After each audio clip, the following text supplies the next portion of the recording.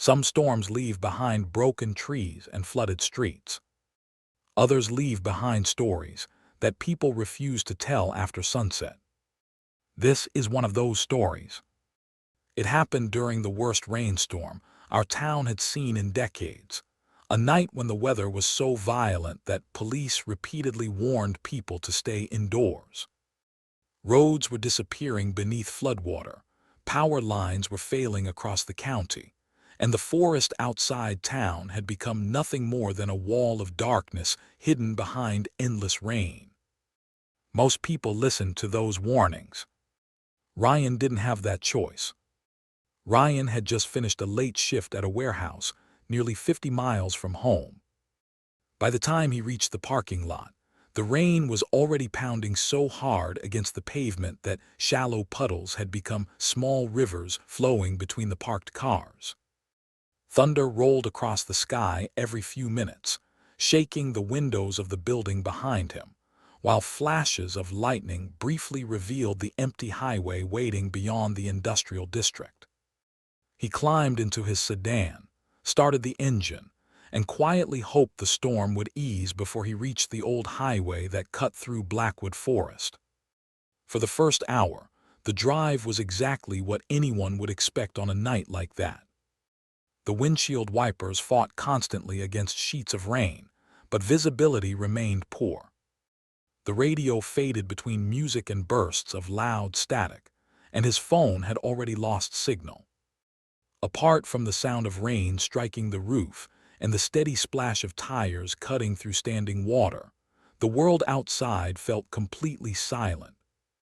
Not a single vehicle passed him in either direction. It was as if everyone else had already escaped the storm, leaving Ryan completely alone on the road. Then, just as another flash of lightning lit up the highway, something appeared directly in front of his car. Ryan slammed on the brakes.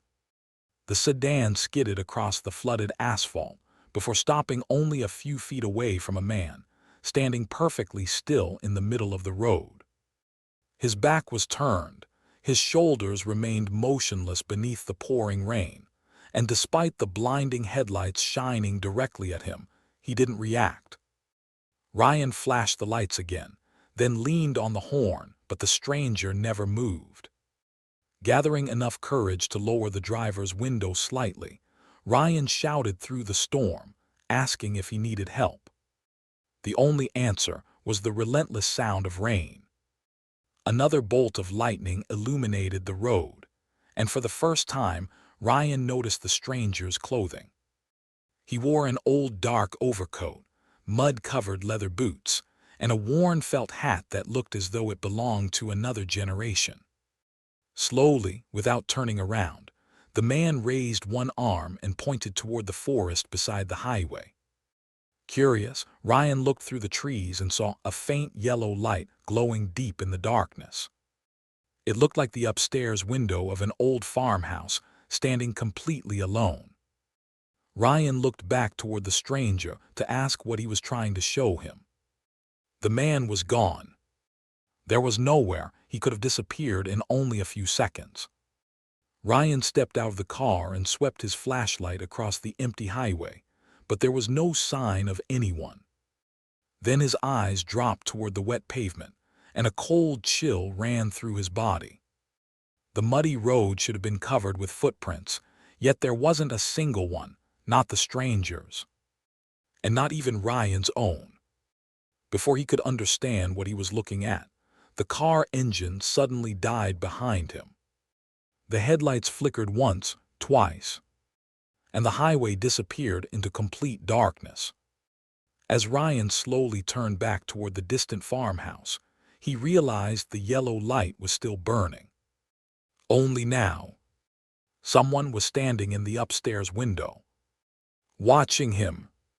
The rain grew heavier with every passing minute. Standing beside his lifeless car, Ryan couldn't take his eyes off the lonely farmhouse hidden deep within the forest. The warm yellow light still glowed steadily from the upstairs window, cutting through the darkness like a beacon. For several long seconds, the figure remained motionless behind the glass, silently watching him from a distance. Then another bolt of lightning split the sky, flooding the entire forest with brilliant white light. Ryan instinctively blinked, and when the darkness returned, the figure had vanished.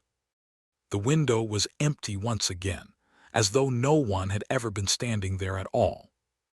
Ryan slowly turned in every direction, searching the deserted highway for any sign of help. There were no approaching headlights, no passing vehicles, and no signal on his phone. The storm had completely isolated him from the outside world. His options were painfully simple. He could stay inside a car that refused to start while floodwater continued rising around it, or he could walk toward the only light he had seen in miles. Neither choice felt safe, but one at least offered the possibility of shelter.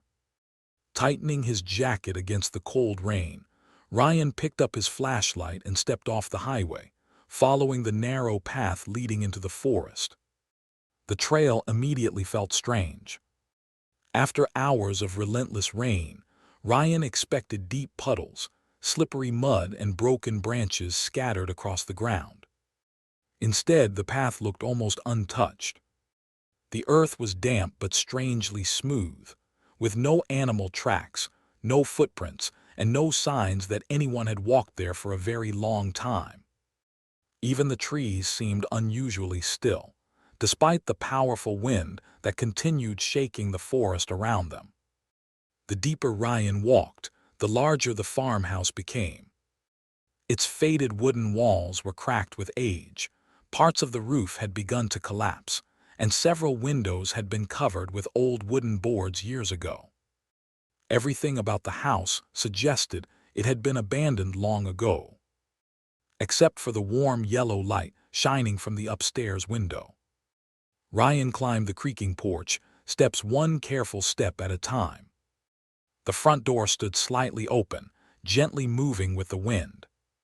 He knocked firmly against the weathered wood and waited. Nothing. Only the endless sound of rain echoed through the night. He called out once more, hoping someone inside would answer, but the silence remained unbroken. Slowly, he pushed the door open, and it creaked inward with a long groan that echoed through the empty house. The warmth inside caught him completely by surprise. After standing in freezing rain for so long, the air felt unnaturally comfortable. The scent of damp wood filled the room, mixed with the stale smell of dust that had settled over furniture untouched for decades. Ryan swept his flashlight across the living room, revealing old wooden chairs, a grandfather clock standing silently against one wall, a stone fireplace filled with cold gray ashes, and dozens of family portraits hanging neatly across the room. At first they looked ordinary, but as he stepped closer, something about them felt deeply wrong. Every photograph showed the same family, a father, a mother, and their young daughter, but no two photographs were the same. In one picture, the father simply wasn't there. In another, the mother had somehow disappeared. In the next, only the little girl was missing. They hadn't been scratched away or damaged. The photographs looked completely natural, as though the missing person had never existed when the picture was taken. Ryan felt a cold shiver crawl across his back. Somehow, those impossible photographs disturbed him far more than the abandoned house itself. Then, without warning, tick. The grandfather clock began moving. Its pendulum swung once. Then again, tick, tick, tick. Ryan instinctively looked down at his wristwatch. It read 12:17 a.m. When he looked back at the grandfather clock, its hands pointed to 11:43 p.m., exactly 34 minutes behind. He stared at both clocks, trying to convince himself one of them had simply stopped working, but before he could think any further, a loud bang echoed from the floor above. It sounded unmistakably like a heavy wooden door being slammed shut. A second later, slow footsteps began crossing the upstairs hallway, calm, measured, deliberate. Someone was definitely inside the house. Ryan called out, his voice barely louder than a whisper. "Hello." The footsteps stopped instantly. Silence swallowed the entire house. He slowly raised his flashlight toward the staircase, where a faint yellow glow spilled across the upstairs hallway, the very same light he had seen from the road. Every instinct warned him to leave immediately, but the storm outside had become even more violent.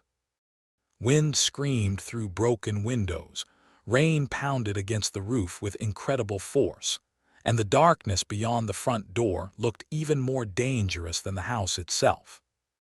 Taking a deep breath, Ryan placed one cautious foot on the staircase and slowly began climbing. Halfway up, the beam of his flashlight landed on something that made him stop. Fresh, muddy footprints. They led away from the stairs and disappeared into the hallway ahead. Relief washed over him for the first time that night. At least he finally had proof that someone else was inside. Quietly following the trail, Ryan reached the bedroom where the yellow light still glowed through the half-open door. He pushed it open as slowly as he could. The room was completely empty. There was no bed, no wardrobe, no curtains, nothing except an old wooden rocking chair facing the rain-covered window. The chair rocked gently back and forth on its own. Ryan lowered his flashlight toward the floor. The muddy footprints ended in the exact center of the room. There were no footprints leading back out. No hiding place. No second door. Whoever had walked into that room had never left it. Before Ryan could take another breath, a little girl's voice whispered softly from somewhere directly behind him. "You shouldn't have come while it's raining." Ryan spun around so quickly that the flashlight beam shook violently across the hallway. No one was there. But at the far end of the corridor, a tiny pair of muddy footprints began appearing on the wooden floor. One after another, as though an invisible child was slowly walking toward him.